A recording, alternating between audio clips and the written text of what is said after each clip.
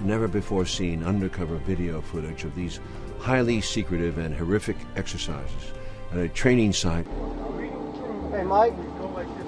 All right, man down. Hey, Mike. I need a bucket on.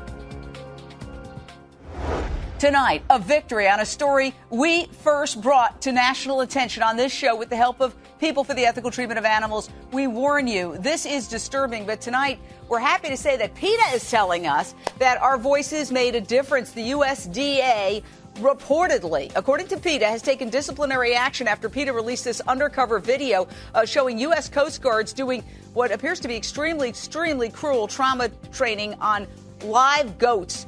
It got Oliver Stone outraged. She's an Army veteran, and, of course, we all know him as the Academy Award-winning film director of movies like Platoon. And he complained publicly about this torture training.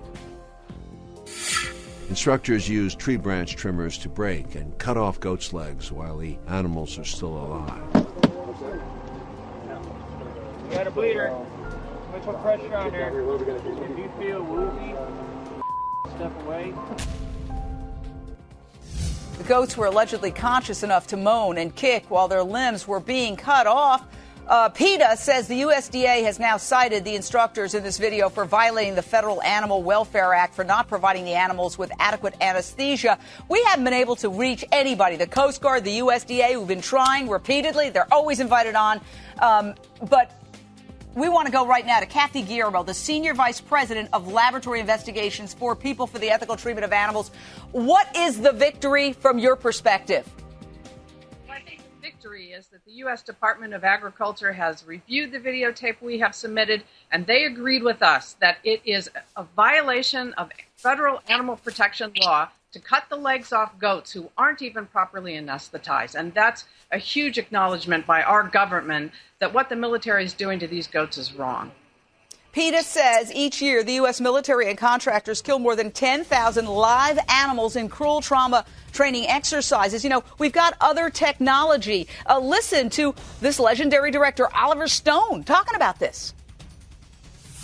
As a veteran, I believe that those who are willing to fight for our country need the best possible training. Giving them a goat who was dismembered with hedge trimmers is not it. In the 21st century, there are more humane and effective ways to train service members than violently dismembering live animals. These include lifelike human simulators. There are alternatives. Yes, Kathy?